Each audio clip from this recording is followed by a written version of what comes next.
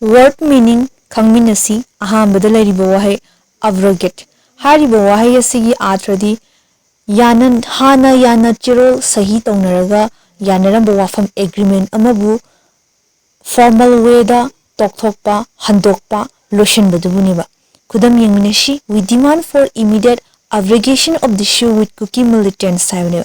cookie militants ka lainari basu si kudakta handokpiyu haina koina demand tawi haibni mathangi wahi yengminasi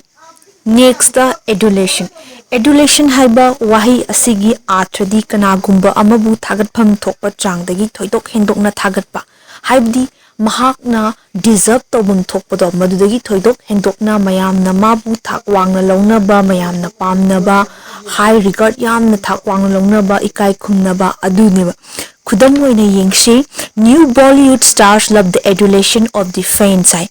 nongna khong Bollywood ki kedoba film da khongdar iba industry da khongdar iba stars singsina kogi mabngon da ngauzaba fans singi kedoba adulation se moi mabu mayam ne ka hena pamna bado madu hen moina pamjai haibane